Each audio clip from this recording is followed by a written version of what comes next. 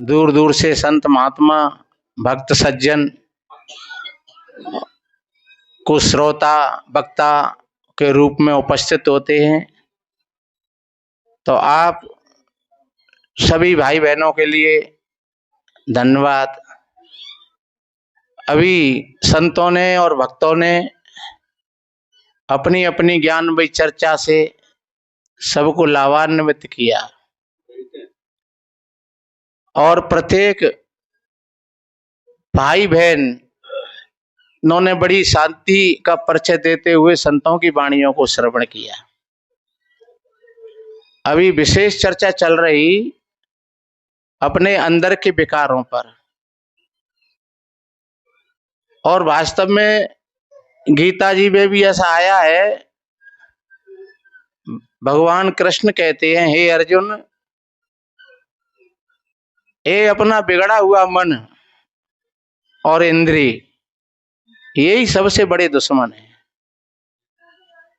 और अपना पवित्र मन और साधनारत इंद्री समझ लो कि वो तुम्हारे सबसे बड़े मित्र हैं। आपका दुश्मन कौन है? आपकी दौरानी जेठानी? दौरानी जेठानी नहीं है, आपके पड़ोसी नहीं है, तो कौन है? हमारा बिगड़ा हुआ मन। जब बिगड़ा हुआ मन है हमारा, तो वो हमको ऐसी दशा में ले जाता है तो हम अपनी तरफ नहीं देख पाते हैं और हम दूसरों की तरफ उंगली उठा देते हैं। मन का ऐसा स्वभाव होता है जैसे चोर चोरी कर ले जाए और खोज पड़ोसी पे लगाई जाए, तो पड़ोसी पड़ोसी इज्जत रहेंगे, क्योंकि वो पड़ोसी ते कहे तेने भैंस खुलवाई है, मेरी तेने खोली है, क्योंकि चोर लगाएंगे खोज वहां। ऐसा ही मन है हमारा, मन दूसरी की तरफ इशारा कर जाएगा और वो खुद इस काम को करता है। आपका अगर मन ठीक है तो समझ लो कि आपका भीतर का मित्र सबसे बड़ा मजबूत है, और जब आपका भीतर का दोस्त बढ़िया है, अच्छा है, तो फिर बाहर के दुश्मन आपका कभी कुछ बिगाड़ने वाले नहीं है। क्योंकि ऐसा कहा है, बैरी तेरा कोई नहीं बंदे, बैरी तेरे फैल रे, अपने अपने फैल संभाल कर कर गली गली की साल रे। आज समाज में माताएं बहन भाई परिवार ज्यादा दुखी काय से हैं? एक तो शराब से हैं। हमारे यहाँ माताएं बहनें आती हैं बेचारी बहुत, और खूब रोती हैं। किसी का बेटा शराब पीता है, तो किसी का आदमी शराब पीता है, तो किसी का भैया शराब पीता है, और जितना कमाता है उतनी पी जाता है, और पी करके वो न तो माता पिता की तरफ देखता है और न पत्नी की इज्जत सम्मान कर पाता है, न अपने बच्चों की तरफ देख पाता है। तो सबसे बड़ा ये दुश्मन हमारा व्यसन है, बीड़ी सिगरेट तंबाकू गुटखा गोंड मोहर शराब मांस अंडा इत्यादि। अगर हमने अपनी थोड़ा इंद्रियों को साध लिया, अपनी जिह्वा को साध लिया, अपने मन को साध लिया, तो आप अपने घर पर साधु जीवन जी सकते हो। अगर आप नहीं साध पाए अपने मन को, और एक बात बताएं, छोटी मोटी बातें हर घर होती हैं। कहते हैं एक ने कही एक ने मानी तो दो ज्ञानी, और एक ने कही एक ने नहीं मानी तो दो अज्ञानी। ये पति और पत्नी, अगर पत्नी ने कोई किसी प्रकार से कोई कड़वा शब्द कभी बोल दिया, अगर पति हंस करके टान देता है, या फिर कोई कमी है तो उसका सुधार करता है। केवल हंस करके ये नहीं कि एक तो गलती कर दी और फिर हंस जाए, तो फिर और मामलों गड़बड़ जाओ, क्योंकि एक तो गलती करी और दूसरा जब पत्नी ने कुछ कहा तो फिर हंस गया, तो ये टालना नहीं हुआ, ये तो एक और व्यंग कस दिया ऊपर हंस करके। कि एक तो गलत काम किया और दूसरे किसी ने समझदारी की बात कही तो फिर खिलखिला गए, हंस गए। तो ये हंसना कोई समझ की बात नहीं है, ये तो फिर एक व्यंग्यबाजी है और बेशर्माई है। हाँ, अगर कोई बात माननी है तो तुरंत कह देना चाहिए, हाँ देवी जी आपने बिल्कुल सही कहा है और मैं आगे इस आदत का सुधार करूंगा। तो ये एक समझ की बात है। अगर पत्नी ने कुछ कहा है और पति कहता है समझ की बात कोई, तो पत्नी को भी अच्छी तरीका से समझ लेना चाहिए किसी तरीका। और इससे बड़ा आप भजन ध्यान साधना जब ही कर पाओगे। एक घर में कोई एक महात्मा आए और उन्होंने भिक्षा मांगी। जब भिक्षा मांगी तो उधर पति सासू मां कह रही, बड़ी बूढ़ी होंगी बेचारी, बेटा ने मुझे पानी पिला जा। तो वो बहू एकदम सासू मां पे तो घुर्राए पड़ी, कह तो डट जाता हूं ना, मर रही है प्यासी, महात्मा दरवाजे पे खड़े हैं, मैं पहले उनको भिक्षा दे करके आऊंगी। अरे बेटा ने थोड़ी देर में मुझे दे जा पानी। और वो डुकरिया कहती रही और बहू बुरबुराती वही और कुछ भिक्षा लेकर के और दरवाजे पर आई और आकर के महात्मा जी से कहा, महात्मा जी हमारे घर में बड़ी समस्या है। बोले क्या बात है बेटा? बोले क्या बताएं महाराज, पति को काम धंधा नहीं मिलता है और घर पे डुकरिया है, जे बुरबुर बुरबुर करती रहती है, मेरा भी दिमाग खराब रहता है और महाराज सब व्यवस्था भंग हो रही है, हम दोनों पति पत्नी में भी तू में हो जाती है। और वैसे महाराज मैं बहुत व्रत रखती हूँ, खूब उपवास रखती हूँ, सब देवी देवताओं को मानती हूँ और खूब मैं साधु संतों को मानती हूँ, खूब सेवा पूजा करती हूँ, सवेरे सेवा पूजा करती हूँ, शाम को भी मैं दीपक जलाती हूँ, पर पता नहीं मेरे घर का मामला कैसे बिगड़ रहा है।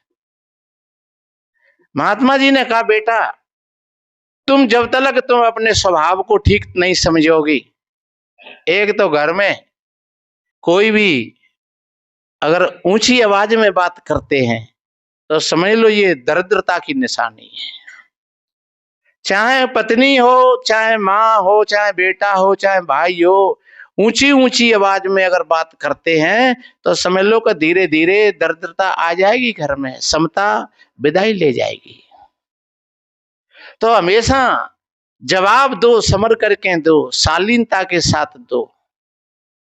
जब तक बेटा अभी मैं तेरी बातों को सुन रहा था, तुम चाहे कितनी उपवास रखती हो, चाहे कितना भी व्रत करती हो, चाहे कितनी भी तुम पूजा करती हो, लेकिन तुम अपनी सासू माँ से अभी कितनी ऊंची आवाज में बात कर रही थी। अगर वो बेचारी 80 वर्ष की उम्र है और वो एक लोटा पानी मांग रही तो तुमको पहले वो काम करना था, उनको पानी दे करके आती। कोई भी साधु संत ये नहीं कहता है कि अपने बुजुर्गों का सम्मान मत करो, कोई भी साधु संत ये नहीं कहता है कि तुम अपने माता पिता को मत मानो, कोई भी साधु संत ये नहीं कहता है अभी आपने कितनी अलग अलग भाषाओं में श्रवण किया था, लेकिन बात यही थी कि हमारे भीतर में जब विकार होता है, क्योंकि जब क्रोध होता है तो आवेश में और हम कुछ भी शब्द बोल जाते हैं, क्रोध के आवेश में वाणी की सीमाएं टूट जाती हैं, मर्यादाएं भंग हो जाती हैं, जहां पिता पुत्र के नाते टूट जाते हैं, पति पत्नी के संबंधों में विक्षिप्तता आ जाती है। कैसे? वो एक कड़क आवाज से।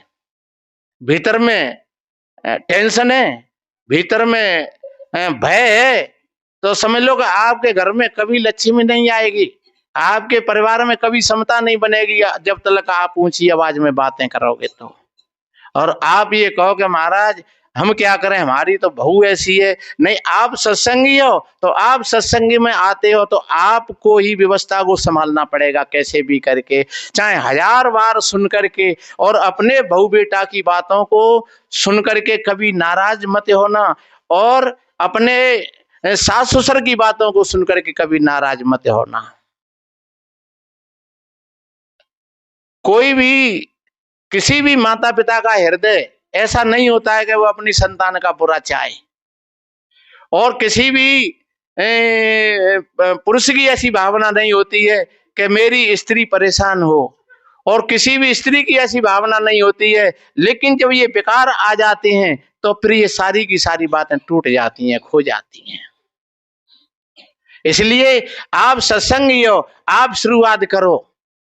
राम तो तुमसे अलग कहीं पहले भी नहीं था और अब भी नहीं, और न कभी आगे होगा। तुम्हारा जो रूप है ऐसा कहा है बाबा तुलसीदास जी ने कि राम स्वरूप तुम्हार बचन अगोचर बुद्धि पर, अवगत यकत अपार, नेति नेति जय निगम कहे।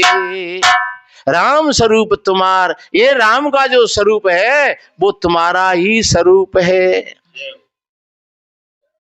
राम स्वरूप तुम्हार अगम है अगोचर, वो अगम है। अगम क्यों कहा है उसको? कि वहां तुम्हारे मन और इंद्रियों की कोई गम नहीं है, इसलिए उसको अगम कहा है।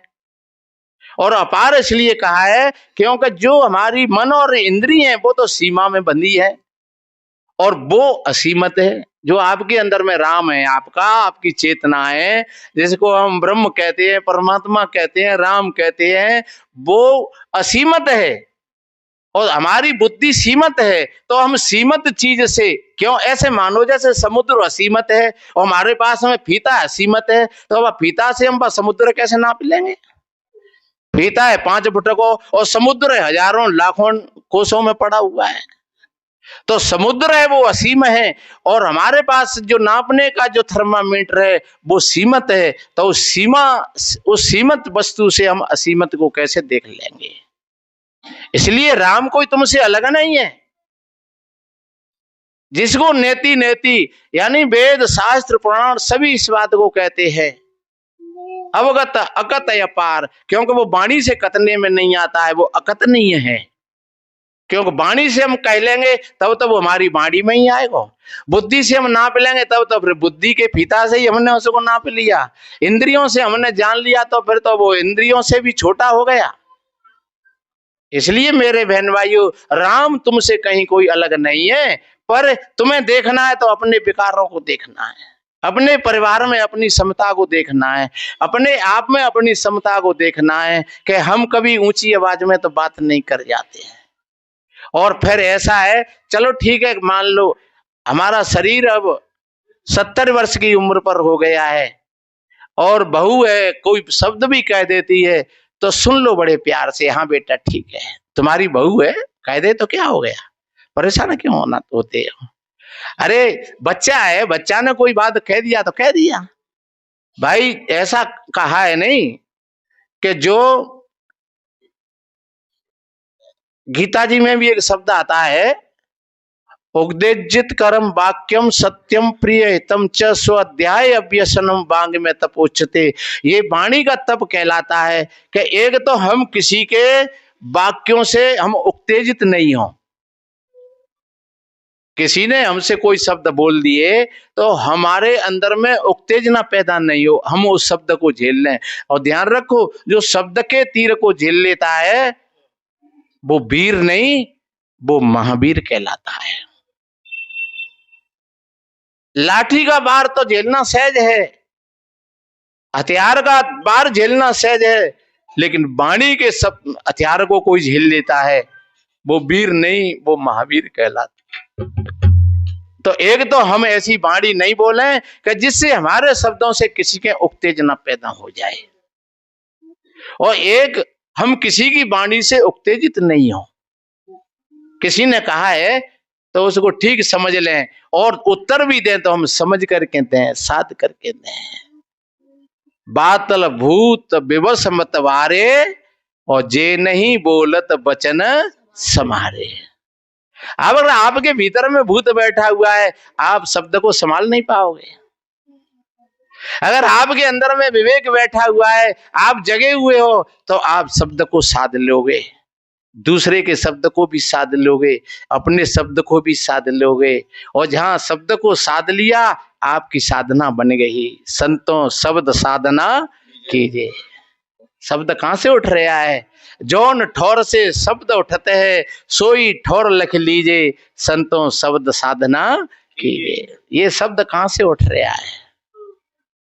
तो आपकी साधना बन जाएगी वहां की वहीं पर। आप अगर इतने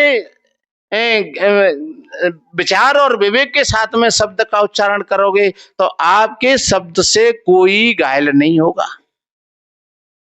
आपकी वाणी में सत्यता होगी, माधुर्यता होगी, मिठास होगा और न्यायप्रिय होगी, और वो वाणी सबके हित की होगी। तो आप में अगर वो कला आ जाए तो धीरे धीरे आपके घर परिवार में भी समता आ जाएगी, और समता की जहां धारा बहेगी समझ लो वहीं शांति, और वहीं फिर ध्यान है, वहीं भजन है, वहीं ज्ञान है। और अगर आपकी बात पर कोई बात कहता है तो उसकी बात पर विचार करो, एकदम यूं ही मत दे बैठो कि भैया जो मैंने कहा है वो ही सही है। आप दूसरे की बात पर भी विचार कर लेना कि हाँ ये बात कही है तो कैसे कही है। ये हमारे अंदर का जो अहंकार है वो दूसरे की बातों को सुनना नहीं चाहता है और दूसरे की बातों को स्वीकार भी नहीं करना चाहता है। जहां विनम्रता आ जाए, जहां विवेक की जागरूकता हो जाए तो फिर समझ लो कि वो दूसरे ने, एक बच्चा ने भी कोई शब्द कहा है वो उस पर भी फिर विचार करेगा। और बच्चा 5 साल का वाजिब कहे कोई बात, उसकी भी मानने में हमको उजर नहीं है। आना कबीर पंथ में खाला का घर नहीं है, आएंगे सूर नर जिन्हें दुनिया का डर नहीं है। और चाहे हम कितने भी व्रत उपवास कर, नहीं, वास्तव में आप व्रत का अभी पता भी नहीं है। व्रत का अर्थ तो यही होता है, व्रत का अर्थ भूखा नहीं होता है।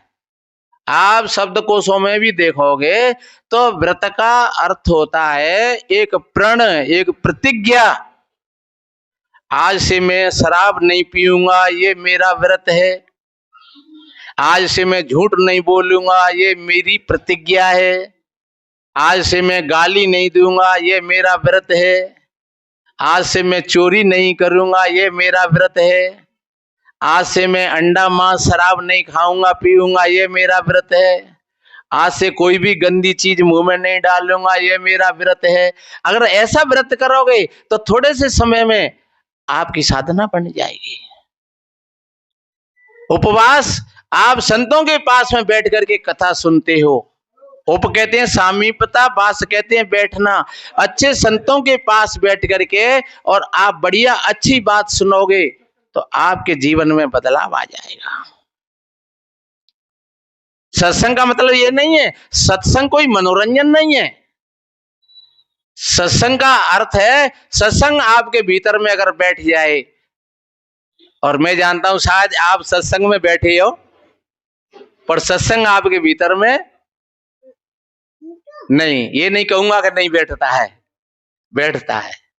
आपके भीतर में अगर सत्संग बैठ गया तो समझ लो आप 1 घंटा के लिए सत्संग में बैठे हो, और आपके भीतर में अगर सत्संग बैठ गया तो आप 24 घंटा सत्संग में ही रहोगे। फिर आपके भीतर में सत्संग बैठ गया तो, और अगर भीतर में सत्संग नहीं बैठा तो आप 3 घंटा सत्संग में बैठ करके भी तुम 3 मिनट भी सत्संग में नहीं बैठे हो।